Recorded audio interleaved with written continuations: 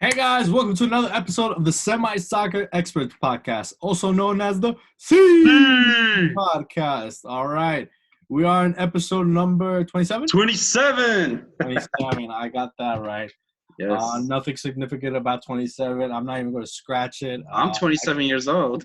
You're 27 years old, all right, I'm going to be 27 in June. So Woohoo. that's the big news. I feel old, but not too old. Still could run outside. All right, Adrian, what are the big things we want to talk about today? I mean, we're still in quarantine. We still got no football right now. What's going on? Nothing. As of now, there's a lot of back and forth with the football leagues in Europe, and in regards to when they're going to return, because some teams and leagues are starting to do trainings and sessions like that. So the latest that we got, and I just told you before we went on the air, is that the Bundesliga. In last episode we stated it might run back on May 9th. However, the government stepped in saying, no, we're not ready, not close to be ready. They pushed it back. There's no set date, but the latest that we got is that there's going to be a meeting held on May 6th. Everybody in the government and potentially some figureheads in the sports organization to determine when they're going to set to be back. I'm pretty sure we're looking for more or less a May return. We just don't know specifically when and what guidelines and procedures are going to be set for it. Yeah, no, I mean, it sucks. It's a bummer. It's upsetting. I finally want to see something live on TV, some action, some sports, something. But I think if the government says, especially the German government, the competent German government says, hey, we gotta take a step back. We gotta hold on. We gotta hold the horses and say, hey, are we doing the correct decision by allowing live sports again? I think, though, if I'm not mistaken, was there any mention of, even if they did open at that first target date, would there be a full set capacity stadium, or would the stadium be at 50%, at 30%, or 80%? I don't think they're going to allow any fans, to be honest. Okay, so even if they don't allow fans, the government's still saying, no, we can't allow this to happen. And I get that, think about it. Think about what goes on in a soccer game. It's not just a lot of fans. Think about, okay, all the players, coaching staff, equipment staff, camera crew, groundskeep. There's a lot of people. There's at least 200, 300 people involved to get one single game going, I think that's what they were talking about in Major League Soccer, about letting games go on without fans. I'm sorry, in the NBA. This is where I remember this from. The NBA wanted to continue without any fans, but it's still a large crowd. It's still a whole complex network of people that gets the show to go on. So even at that diminished capacity of no fans, the government still says, hey, we still have to look at this. We're still not sure. And I agree with that. Yeah, me too, because I do think it is premature to allow any fans. And trust me, I would love to be a part of any soccer games or anything like that. But honestly, I don't see anybody going back to at least summertime, at least mid-June, even to July, if there's any fans who are going to start returning. Like, personally, I have baseball tickets. I got Yankee tickets, and I don't even know when I'm going to go back to those games. So, but I'm willing to wait it out, though, No, right. I mean, speaking, you have season tickets. Did they mention anything about giving a refunds or readjustment? Oh, and actually, just to tie this in, the Dodgers actually put out a tweet saying they're not going to refund any tickets to fans who purchased season tickets for this year. So that's a little controversial, and I've seen a lot of people on Twitter commentating on it and saying, "Hey, this is a potential lawsuit."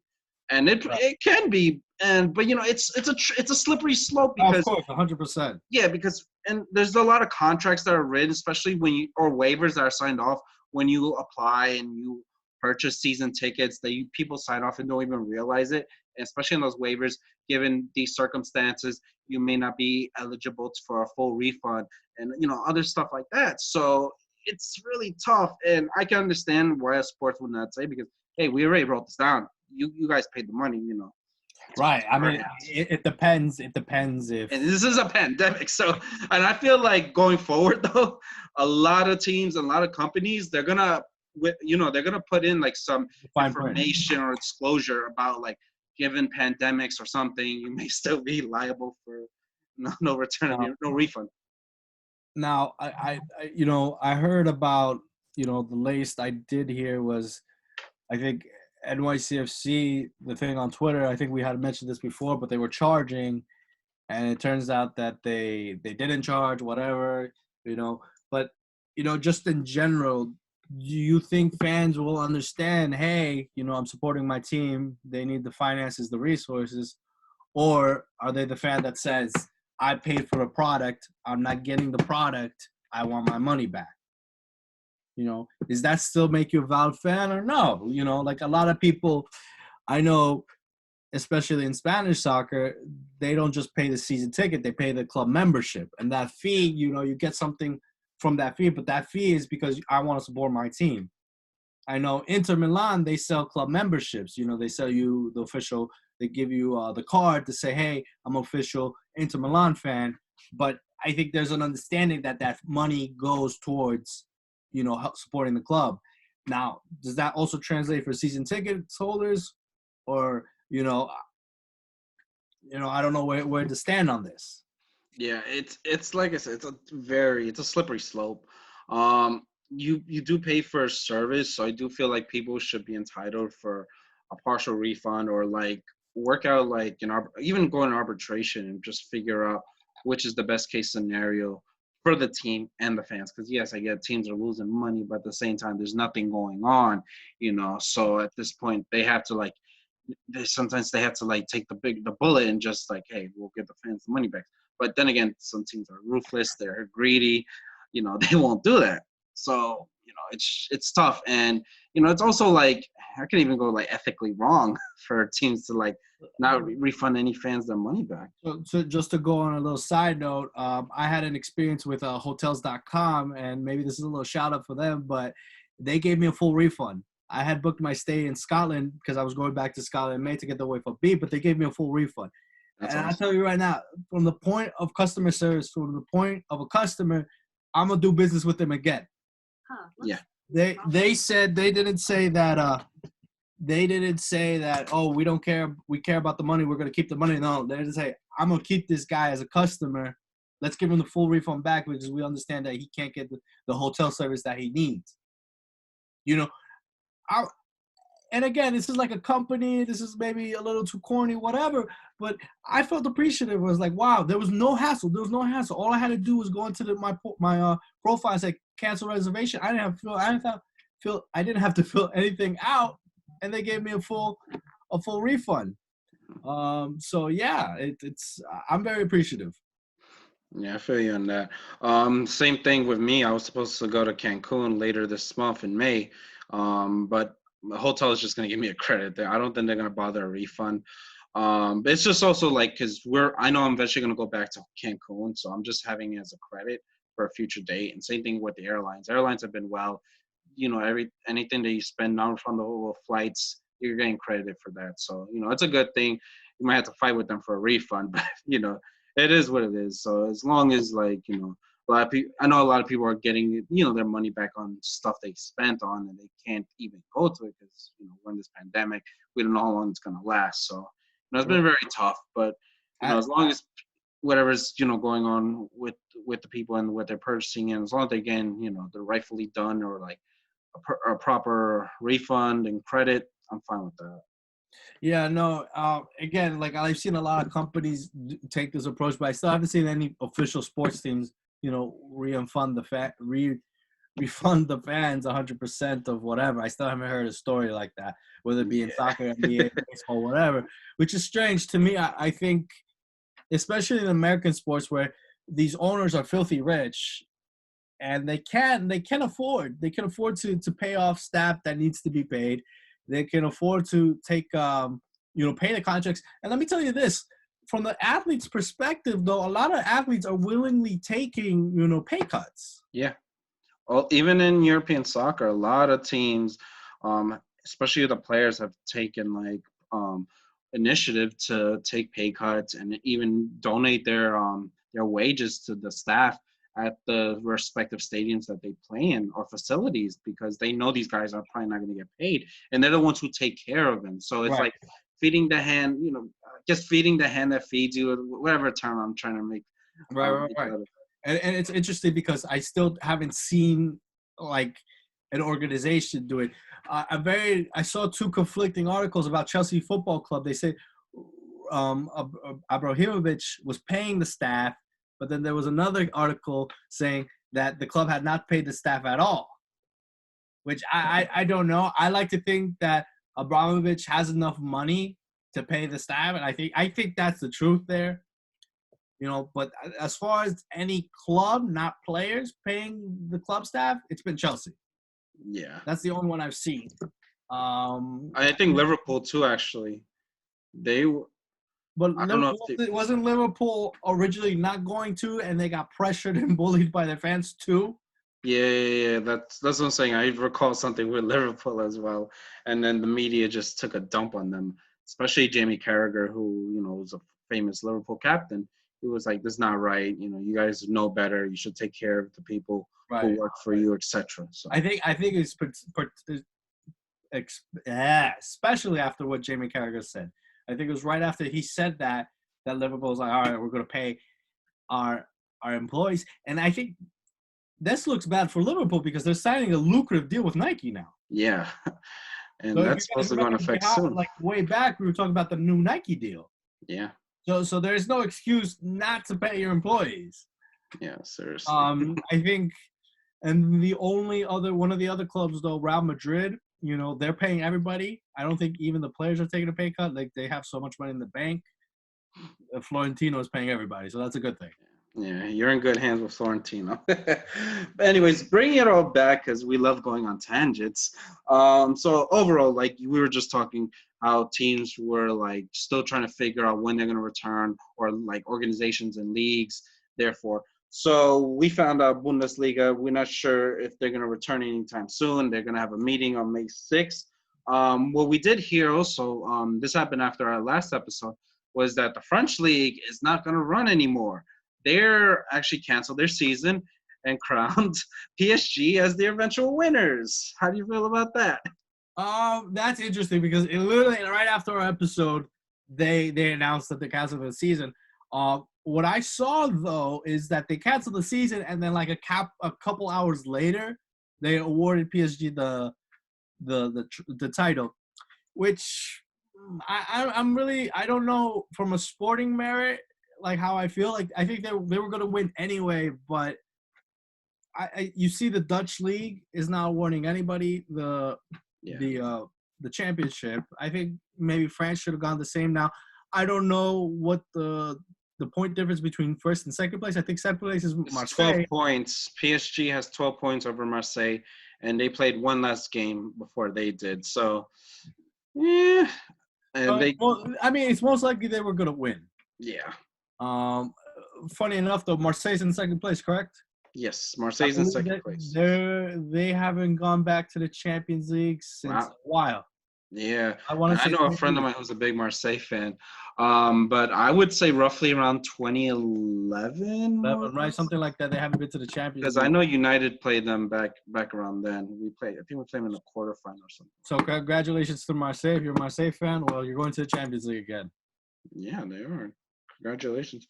And I think this other team too, Rennes, is going to probably make the Champions League as well. They were in third place. Sorry if I butcher their name, but The big thing though, Lyon is without any European competition. They're yeah, not. They're Lyon's not in screwed. Europa League or Champions League. Yeah, and plus, Depay plays for them, so I'm figuring he's gonna go somewhere else now. He Especially, might want to play European football. If he's not playing Champions League, he's got to play he's Europa too League. good for that. Hey, Depay, if you want to come back to Man United, you come He's back not to going Purple back Mars. to Man If we don't get Sancho, just saying. And also not just the French league. We also hearing some other good news that La Liga is gonna start back up soon. Not games, but they're gonna start training sessions.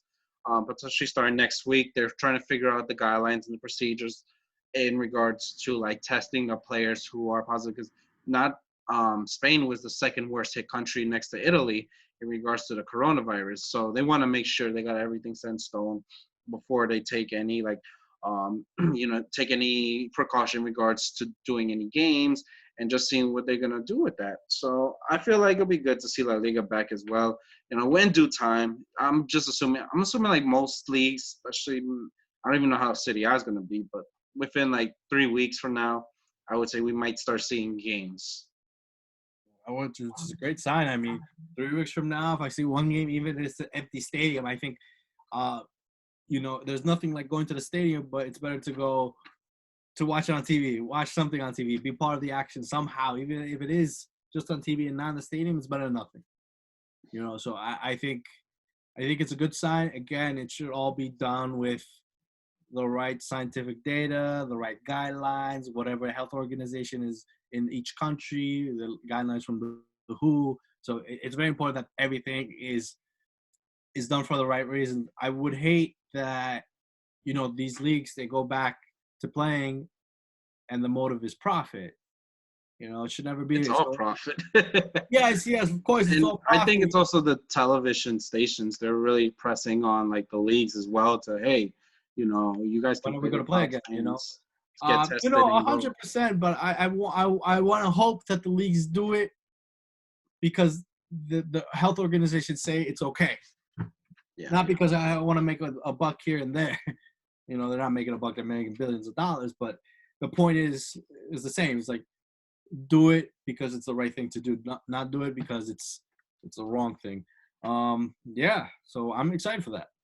yeah, and that's the thing too. I think we're now in a position where we're passing the peak slowly but surely over this pandemic, and with that, we're gonna start hearing more news and rumors, potentially just more rumors than anything in regards to when football is going to come back, and not just football. We're going to talk about the American sports, baseball, not American football, sorry, basketball, hockey, etc.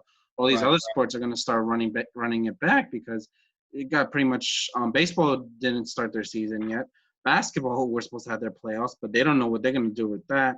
Still not canceled, so hopefully we Yeah, get to see. I'm very interested about that. Like NBA still not canceled yet. Yeah, but hey, I've been entertained though with the Michael Jordan documentary.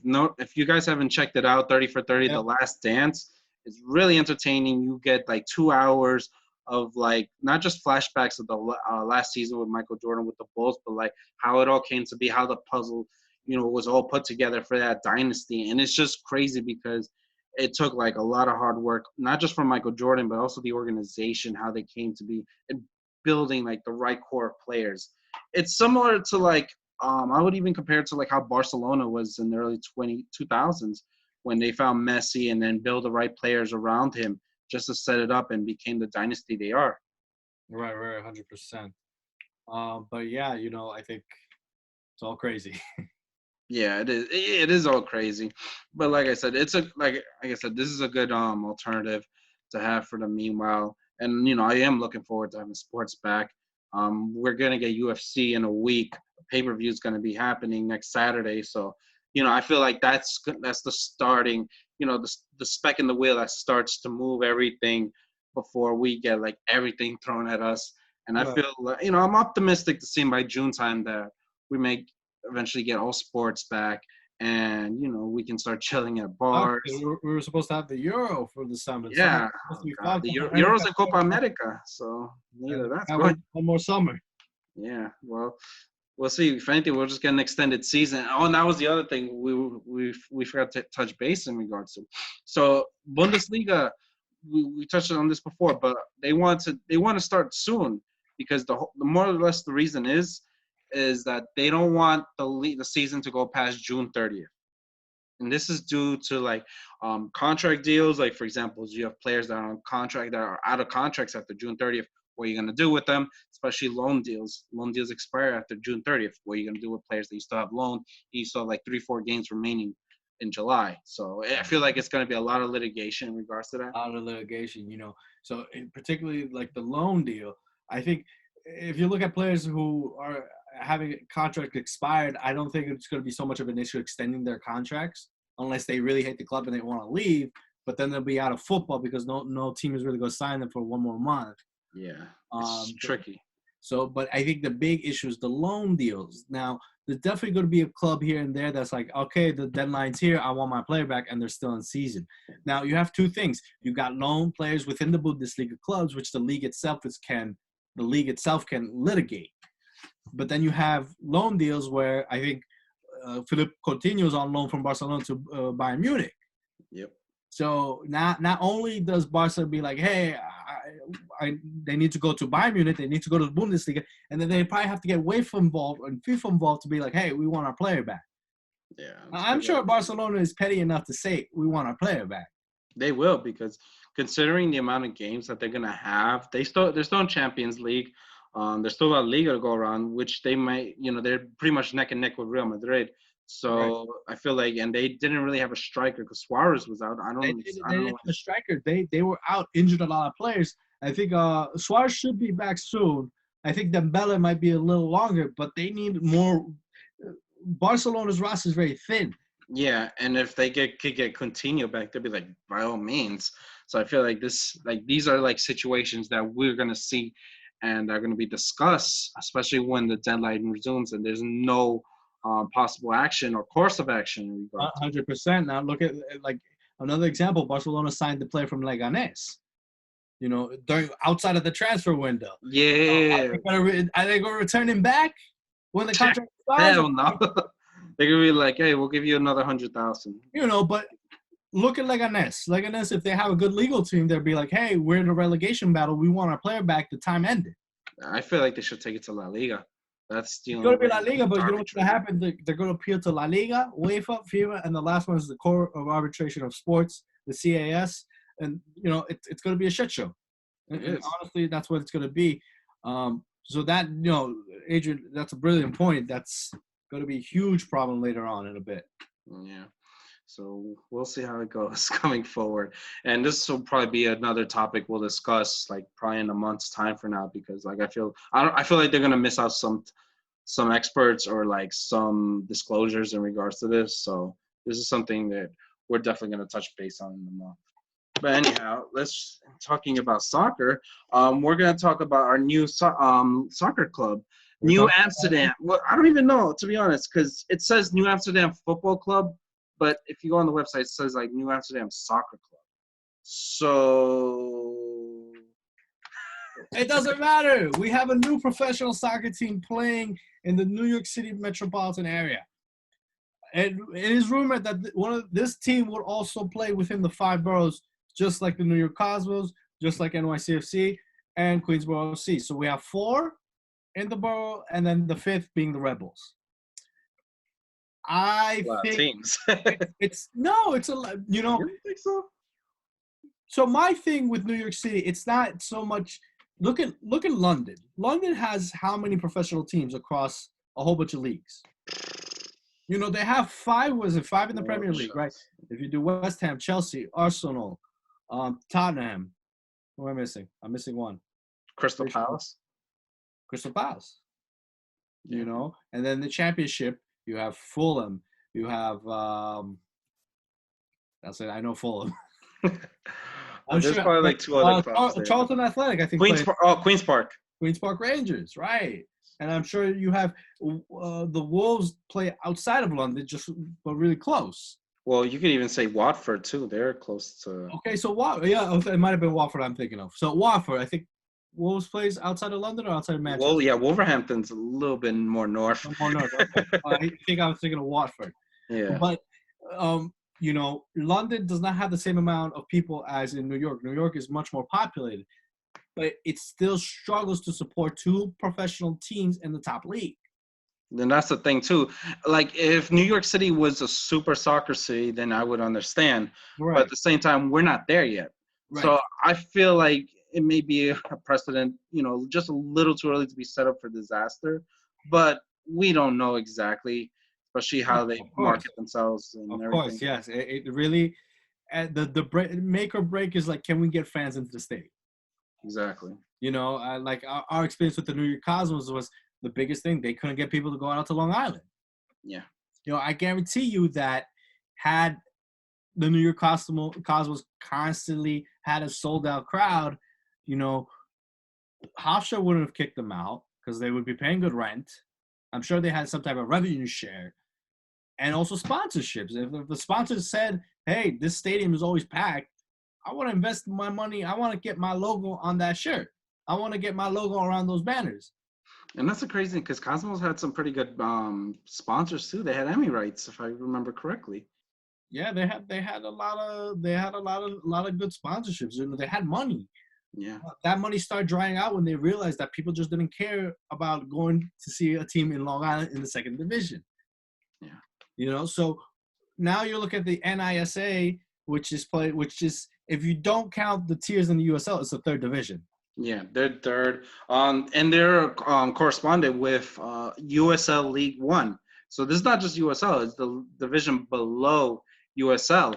So it may not pique a lot of fans' interest because it's like, okay, this is like amateur or whatever the case may be. But at the same time, they are taking themselves serious. No, So this is a good thing about the NISA that I was looking over.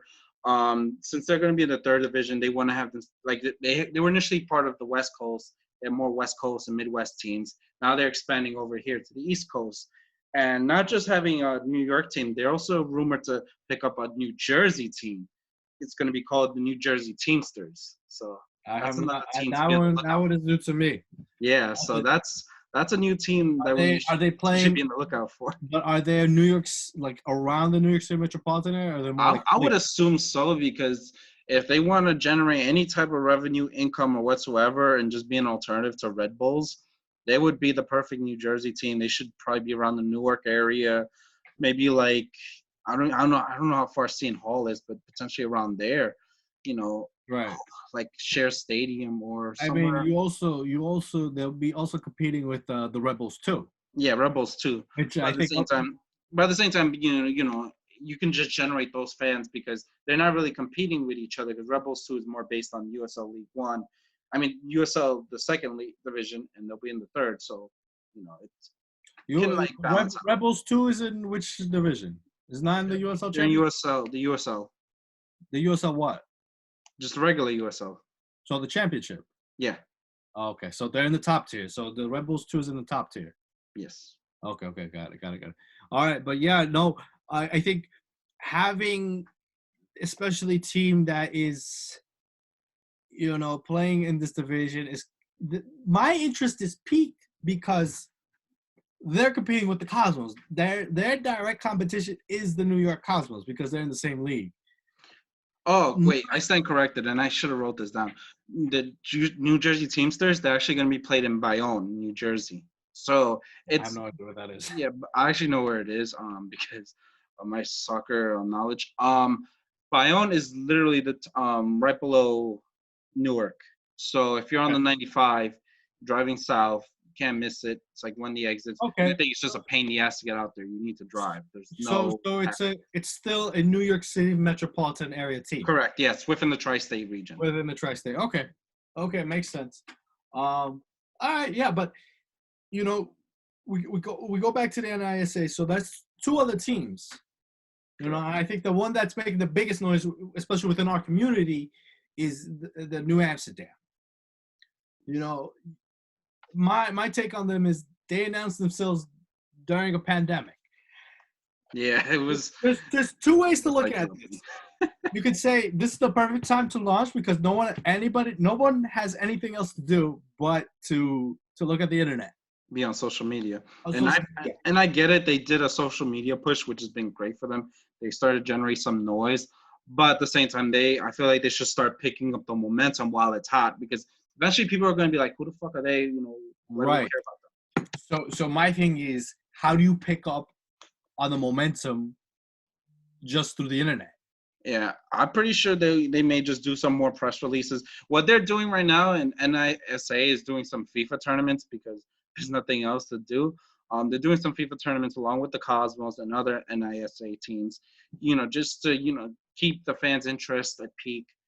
And what I read at a recent press release was that the New Amsterdam club was initially supposed to be based in England with the owners.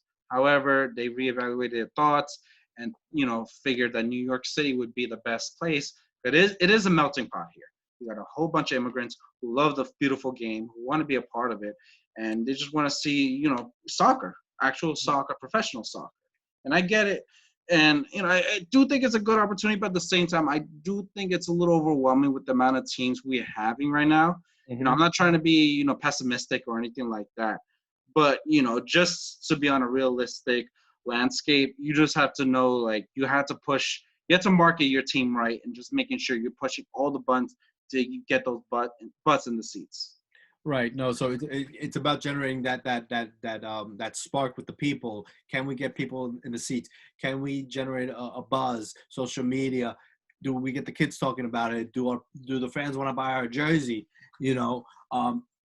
The good thing about them though is that they have a open slate. Open palette. They can do whatever they want. It's not like you go into MLS. You have to fill certain requirements. Obviously the New York Cosmos, New Amsterdam FC, and the New Jersey, what was the Teamsters? Yep, Teamsters. New Jersey Teamsters. They all want to have a 20,000 seater stadium. Yeah. But they don't have. The good thing is they don't have the MLS breathing down their neck. The other good news is these owners don't have to do revenue shares. They don't have to. If one team makes more than the other, they don't have to share that.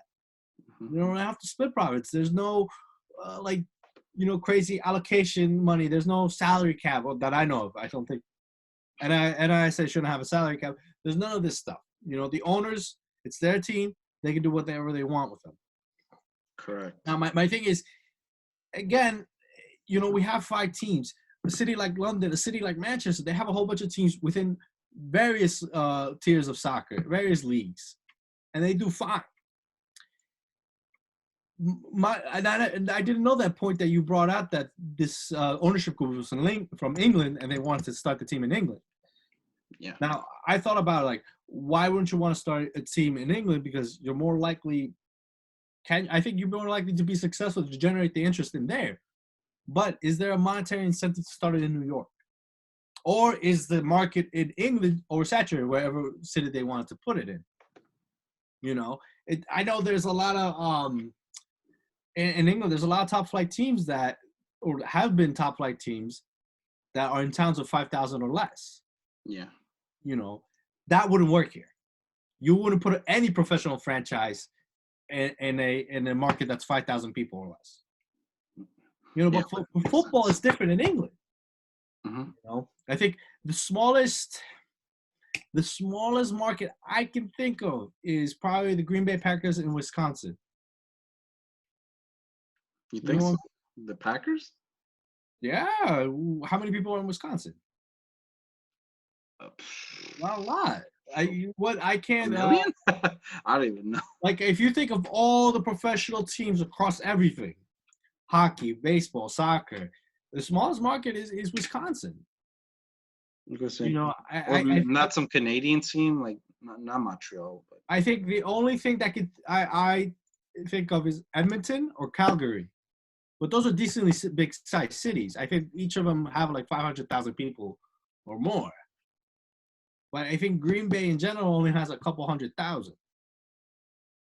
But my point is like, even here, you have to have a decent amount of people. In England, it works. You can have very small towns with a big team. Yeah. I think Bolton, even though it is in the city, it's the greater Manchester area. I think where Bolton is located, there's not a lot of people. The Bolton Wanderers. Sunderland and Newcastle I don't think they're respectively big cities. They might hit 1 million each, but they're not that big compared to like the markets here, where you have LA, you have San Francisco, you have Chicago, Miami, New York, Washington, D.C., Philly. So I think going back to New Amsterdam FC, this is probably, if you can make it in New York, you can make it anywhere. This is probably the market to come to. Mm-hmm.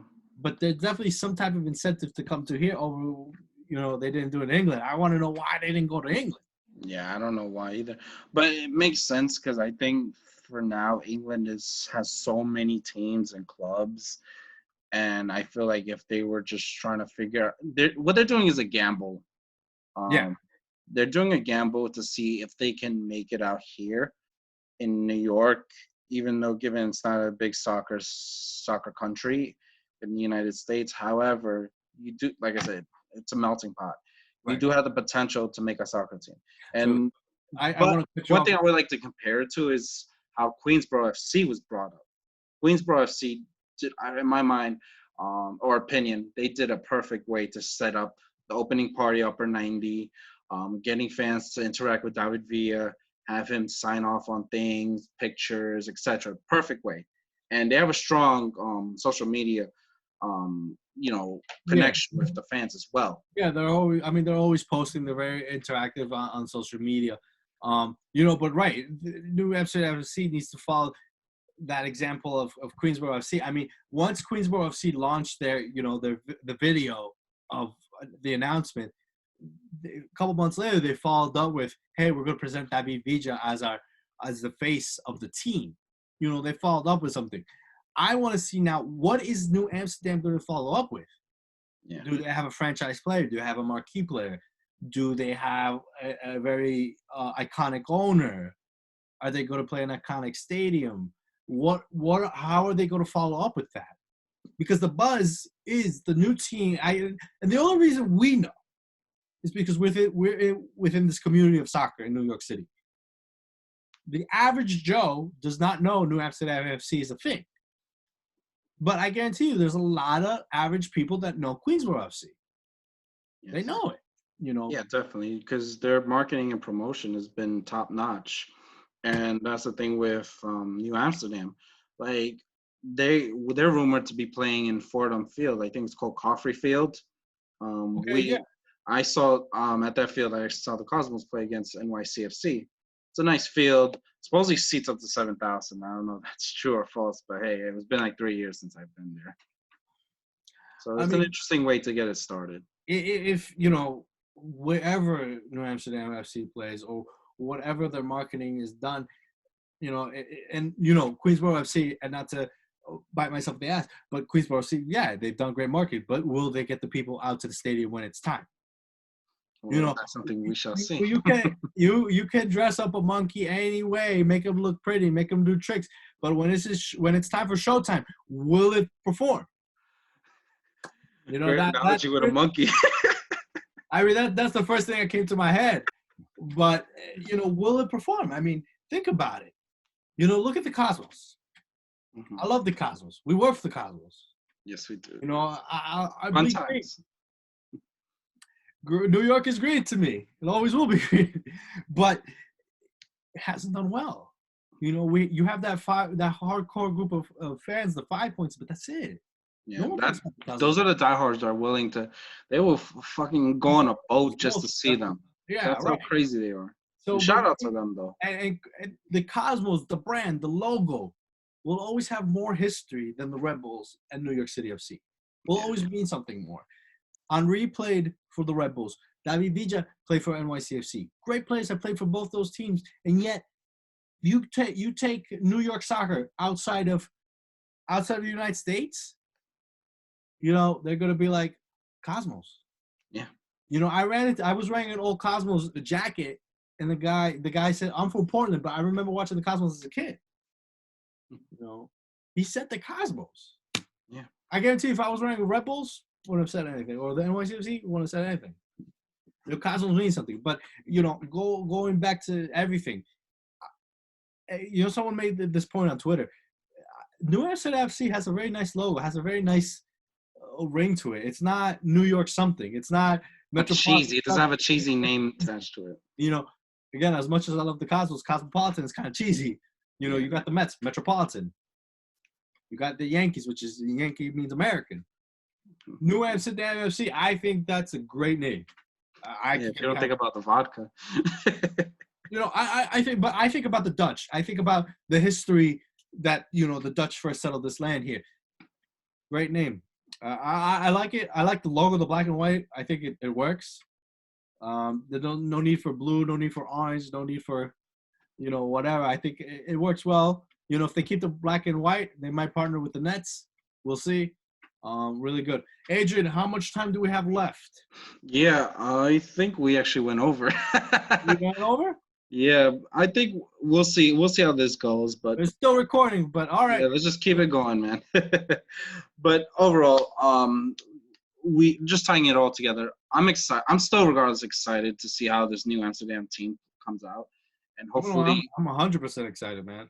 yeah, and hopefully we see they make a big push and event get some fans out there and make a run for it because we do want soccer to exceed and make become more popular here in the States. It has like the past 10 years. If you told me when I was in college that hey we're gonna have like 5 soccer teams within New York City, like, get the fuck out of here. But Yeah, now look at us, that too. 10 But years we have whereas we have potentially we 5 have soccer clubs within this in the region. It's crazy, man. It's crazy. It's no, exciting too. it's But exciting. the thing is, you want to see them. You want to see them win. You want to see them develop, make an impact in everything. And that's the one thing I want them to do. As much as I can't stand NYCFC from a team standpoint, um, I do want them to get better and like to stay there, not just like dissolve or anything. Because It would be nice to see any New York team do a parade down, a whatever ticker fifth tape parade. venue with a nice trophy. The Cosmos never got the chance to do something like that, did they? I don't think they did. Yes. No. They should have. They should have had a little parade. I think they actually had a parade in Queens, if I recall correctly. When they, Probably in Queens, but it's it not would the be same like on Broadway. You got all your players and everybody just throwing the ticker tape out the buildings. That's right. that's a real parade. That's a real parade. Hopefully, we get to see that coming down like in the next 10 years. Depends how MLS picks itself up and like if it reaches to where it should be within like the top 4 leagues within the United States. That's definitely something we can only hope to see. And the good thing too is like um 2026. I know it's 6 years from now, but that's the next World Cup, and I feel like around that time maybe it's the next boom for U.S. soccer, which I'm hoping as well because by then maybe we can start taking soccer more serious. And 6 years from now, maybe if we're still recording, we'd be like, yes, this is the biggest broadcast, the game of the night, etc. Just topping out 100%. football. That's pretty much our vision and dream of who we like to see and hopefully be a part Oh of too. yeah, I mean, I want this sport to succeed. I want everything for it. I want to get a job in it. So Same here, man. that's the dream, man. But Adrian, do you want to close off with anything else? Yeah, man. There's one thing I want to mention before we sign off on this. I know like we're still in quarantine. It sucks to be indoors the whole time. But one thing I did pick up on is a free online class. I'm actually doing classes in Harvard, so I can put that on my resume. It's good. It's I'm good. doing a class on Harvard. It's pretty much the emergence of it's an entrepreneurship class. It's entrepreneurship and economic in developing countries, countries that are not economically developed yet. Great sessions I've had so far. I'm learning, and I'm also writing down a lot of notes and just getting a grasp of how these developing nations are trying to use different ideas, especially with entrepreneurs who are trying to see a big boom, especially in India and other like African countries out there and South American countries who are looking to get a boom and like develop as a nation. So it's really cool, and I encourage anybody who's interested in that take part of it. Not just Harvard, but there's a lot of online classes, so you should definitely check it out. All right. So everyone go get your education. Yeah, seriously. All right. Well, all right. I think that's it for today, right, Adrian? Yeah, man. This is our last episode of April because May is tomorrow. And yeah, we'll hopefully get another episode next week and just see if there's anything new going on. But we want to thank you guys. Be safe. Practice social distancing and just take it easy, okay? All right. See you guys.